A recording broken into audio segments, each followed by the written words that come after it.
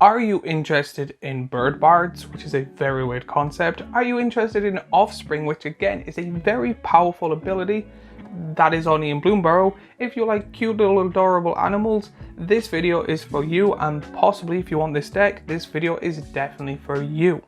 In this video, I'll be going over the entirety of the deck, giving my thoughts and opinions on each section, and then giving an overall thought of what I think the deck is. I know that Bloomburrow and stuff like that is out because I've made 2 videos on it by now if you're watching this. But if you're interested in buying the deck and haven't bought it yet and need that additional push, or if you're interested in the deck but don't want to look in what's in it and what you think the cards should be worth it or not, this video again is for you. But before I go any further, a word from our handsome sponsor. The sponsor of this video is me. I have started an Etsy page where I'm going to try and be selling clothes that I've designed, thought would be funny, thought would be cool, thought would be amazing on people's bodies.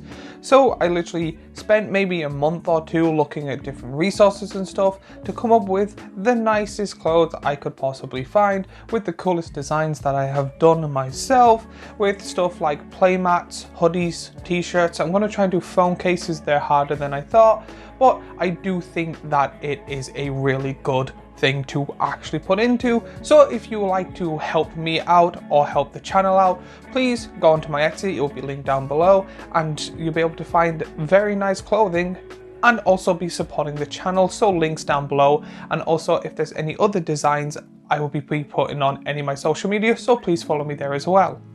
So just giving a quick look at this deck, I do think that this could potentially be a very powerful and well looked out for deck. It does seem to be one of those decks that have a really weird and unique ability, and I do think that Offspring is going to be one of those abilities that is very, very underrated until someone breaks it and then everyone wants to have Offspring in their deck, in all their decks. So let's go over through this deck, talking the pros and cons, and then seeing if this deck is worth buying. So let's start off with the commander, and the commander is Zenny Valley's Voice. For a blue, red and a white, you get a legendary creature bird bard that is a mythic. He has flying. Vianney Valley's Voice gets +X+0, where X is the number of other creatures you control with base power 1. Creature spells you cast have offspring 2, and is a 1/3. For 3 mana you get a 1/3 with flying, which is okay. However, this thing becomes an absolute beast, especially because of the color blue. The great thing about this command, in my personal opinion, is that it has a way to get stronger on the card, and then it also has a way to make that happen on the card. There's a lot of commanders I don't like there that is like, this gets +X+X because of this reason, and then that's it, or it has a completely separate ability that has nothing to do with the first. The fact that this on its own is a really powerful commander, because if you do absolutely nothing but turn all your creatures into 1/1s or get loads of tokens that are 1/1s, this thing just grows. Plus it also gives the ability to make it grow on its own, which again is absolutely fabulous. 3 mana does make sense because of it needs all 3 manas because it's a 3-color deck. I would have actually probably accepted it as well if it was 1 and then 3 colors, with how powerful this ability could potentially be. But I think because it's only 3, I do think when it comes to this deck, there's maybe possibly not a lot of the ramp. So let's see that together when we get there. But before I do that, we have to go on to the sub-commander, and the sub-commander is Arthur Marigold Knight. For 2 blue, red and a white, you get a legendary creature Mouse Knight that is a mythic. He has haste. Whenever Arthur Marigold Knight and at least 1 other creature attack, look at the top 6 cards of your library. You may put a creature card from among them onto the battlefield tapped and attacking, put the rest of the bottom of your library in a random order, return that creature to its owner's hand at the end of combat, and is a 4/5. I absolutely love this as a sub-commander. I do think it is a bit pricey, however it really does very well. You kind of always have to attack with it, so I think protection would be a really good thing in this deck. But you get a free creature each turn that then gets to return to your hand.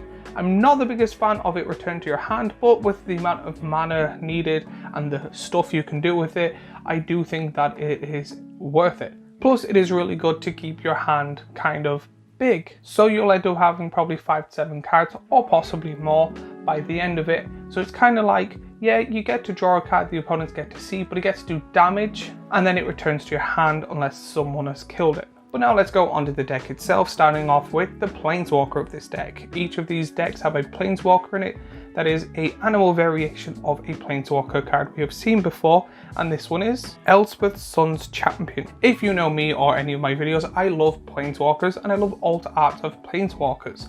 I did think that this is a really good thing to do because it gives people the ability to get the old Planeswalkers they love and enjoyed for years in a new variation of art, which is cute and adorable. But next up are the creatures of this deck. When it comes to this deck, there is 36 creatures in total, which makes sense because both of them need creatures to activate their abilities or affects creatures because their abilities. But you get creatures just like Jazza Goldmane, Selfless Spirit, Blade Spicer, Hanged Executor, Loyal Warhound, Restoration Angel, Jacked Rabbit, Skycleave Apparition, Boss's Chieftain, Angel of the Ruins, Luminous Broodmouth, Sun Titan, Poliwag Prodigy, Aether Channeler, Shield Broker, Rabid Argument, Curiosity Crafter, Devilish Valiant, Siege Gang Commander, Agate Instigator, Rose Room Treasurer, Combat Celebrant, Inferno Titan, and Solemn Ciliacrium. Not gonna lie, and I do think it's because I do find the commander and sub-commander that I already have a deck. However, I keep putting it as this is how I would build it, and then keep forgetting that these decks are not supposed to be at a higher level. These are supposed to be what people say, somewhere between 5 and 6, where I'm like adding cards in that I'm like, this would be absolutely amazing in it. So I did find a lot of these cards to be a bit meh, and a lot of them I would be taking out if I bought this deck. Now another thing when saying that, I do love when it comes to buying a commander deck that you can use it straight away, or if you do want to change it, only change a few handful of cards. Personally, when it comes to this, in the last little while, I think already this deck seems to be, it needs a lot of changes. But that's just because I want to play it a certain way, not because the cards are bad. So it's hard to tell if it's just the cards need to be better, or if it's just me having the thing of I want it to be like this, so I'm blindsided of how good some of these cards might be in this deck. But now onto the next one, which is spells. In this deck there is 13 spells in total, but you get spells just like Pull from Tomorrow, Martial Coup, Storm of Souls, Dusk, Stolen by the Fae, Calamity of Cinders, and Time Warp. Again, there just seems to be something about this deck that's not hitting me in the right place. It's kind of just like I'm not seeing the same vision that Wizards were when it comes to making this deck. So again, if you have any thoughts, or if there was any way you would like to build this or anything like that, let me know in the comments down below, because it just seems to be this deck is not...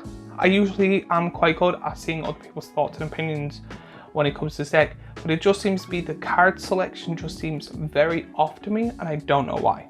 But now we're going on to enchantments. When it comes to this deck, there's 4 enchantments in total, and they are Mirror Mutation, Fortune Teller's Talent, Bident of Thassa, Echoing Assault. So again, I find some of these to be quite good enchantments. I do think Bident of Thassa is an amazing card and could potentially do a lot better, but I think there's just better variations of cards. I wouldn't want my 1/1 tokens to attack all the time, but I do think because of it, it'll be very weird because the draw would also be good. It's a very weird concept when it comes to these enchantments. I can see why, but at the same time, I'm just like, why also? Now, when it comes to artifacts, there's 8 in total, and 7 of them are mana rocks. Again, does kind of make sense, but the one that isn't is Helm of the Host. Helm of the Host is very, very powerful, but it requires a lot of mana. Again, this is not a card I would personally see unless you're putting it on a 1/1, but I don't think paying that much mana to put on a 1/1 to power up, or put onto a creature you're attacking with to get a token of it, because then it'll go back to your hand and detach, and then you have to pay the equipment cost. It's that type of weird thing to me. I would be like, usually when it comes to Helm of the Host, because it makes a non-legendary version, I try putting it on my commander or my sub-commander or a very powerful creature in the deck. That's usually legendary. When it comes to this, I'm like, the only thing I could think of is if there is a creature that makes 1/1 tokens each turn, to throw it on there, but that's a lot of mana to do that, where it doesn't seem to be the payoff that I would like in my personal opinion. And then finally, lands. In this deck there's 38 lands in total, but you get lands just like Glacial Fortress, Temple of Enlightenment, Seachrome Coast, Sulphur Falls, Cascade Bluff, Clifftop Retreat, Temple of Triumph, Temple of Empathy, and a rugged Puri. This is better in my opinion. This is one of those things where the lands is mainly where I'll be focusing on this deck. Same with the commander and sub-commander, with some of the cards in between. I overall think this deck is quite good, quite powerful.